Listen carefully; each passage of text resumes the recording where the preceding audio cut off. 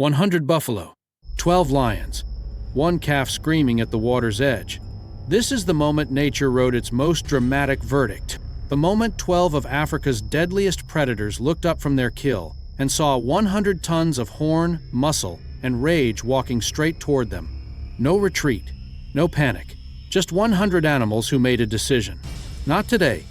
The African savanna has one rule: not survive, not adapt, not evolve. Just one rule: walk away. Whatever happens around you, whatever screams in the dark, whatever gets taken at the water's edge, walk away. Live to see tomorrow. For thousands of years, the Cape buffalo has lived by that rule, and it has survived. Over 500 pounds. Horns like curved blades of dark iron.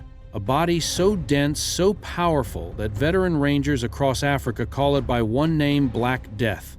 Not because of how it looks, because of what it does when cornered, when wounded, when it decides something has gone far enough. A Cape buffalo doesn't just defend itself, it hunts the thing that came for it. And yet, lions hunt them anyway. Because hunger doesn't negotiate with danger. Because a pride of 12 needs to eat, and somewhere inside every herd of buffalo, there is always one animal that the savanna has quietly, invisibly marked. Today, the savanna marked a calf, 3 weeks old, still wobbly on new legs, still learning the distance between safe and catastrophic. He was about to learn that lesson very fast. 12 lions, 4 hours of waiting. That's what this pride has invested before a single paw moves. They don't hunt on emotion. They hunt on precision, and precision requires patience that most animals simply don't have. But lions do. They're pressed into the earth at the edge of the waterhole. Golden bodies invisible against the dry grass. Ears flat, eyes locked, not on the herd, on the gaps between the herd, because that's where hunts are won. Not in the chaos, in the quiet spaces where something small wanders just slightly too far. The calf drifts. 3 feet, maybe 4, barely anything, barely a mistake. It's enough.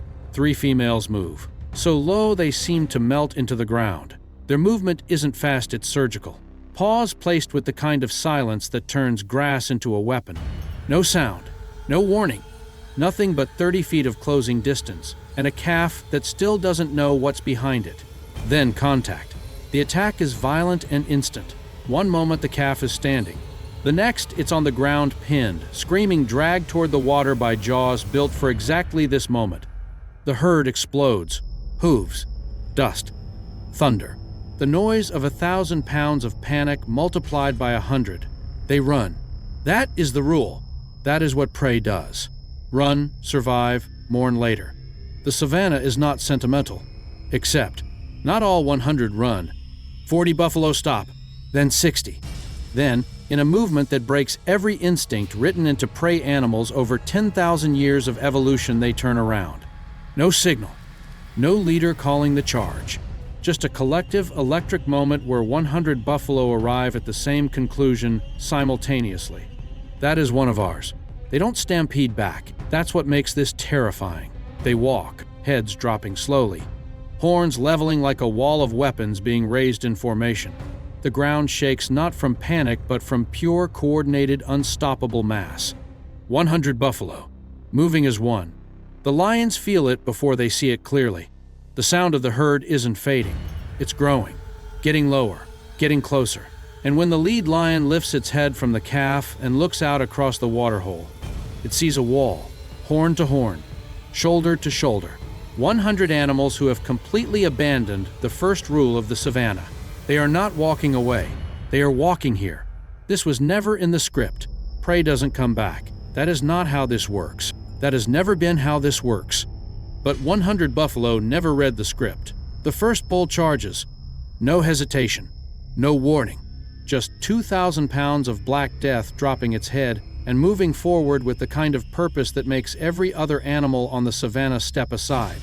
The lions break formation. Not all at once. Lions are proud, stubborn, built to hold ground. But one retreats, then another. Then the math becomes impossible to ignore. 12 predators, no matter how skilled, no matter how hungry, cannot hold position against 100 buffalo who have stopped fearing them. This isn't a hunt anymore. It's a war. And wars have consequences that go far beyond dinner. Jaw by jaw, the calf is released. The lions back away, eyes still locked forward, still dangerous, but no longer hunting. They retreat to the tree line, watching, calculating, choosing survival over pride. The calf doesn't move. For one long, terrible second, it doesn't move. Then a leg shifts, then another. And in a moment that has no business happening by any law the Savannah has ever written, it stands, shaking, bleeding, alive. 100 buffalo close around it instantly. A living fortress, horns outward, bodies pressed together. A wall that says to every predator within eyeline, "Come through us. We dare you." The lions don't move. The standoff holds. Then the pride turns and walks into the grass. Hungry, but breathing because they understood the difference between a hunt they could win and a war they couldn't survive. Nature had already written this story. Lion hunts. Calf dies. Herd moves on. That is the verdict the Savannah has delivered 10,000 times on 10,000 mornings, just like this one. But today, 100 buffalo rewrote it. Not with speed. Lions are faster. Not with stealth. Lions are ghosts. They rewrote it with the one thing no predator fully calculates when it selects its target from a herd: loyalty. 100 animals deciding together, in a single unrepeatable moment, that one of theirs was worth turning around for, worth charging for, worth every risk the Savannah could throw at them. The lions will eat tomorrow. The Savannah always provides. But today, on this patch of red African earth, the court was called to session. 100 versus 12, prey versus predator, fear versus loyalty. And for once, just once, the verdict didn't go to the apex predator. 100 buffalo walked away with the calf. The prey became the predator. Court adjourned. Subscribe to Wild Judge every day on the Savannah. A new case is filed. New predators. New prey. New verdicts that will leave you questioning everything you thought you knew about nature's law. 100 buffalo proved it today out here. Nothing is written in stone. Nature's court is always in session. Don't miss the next ruling.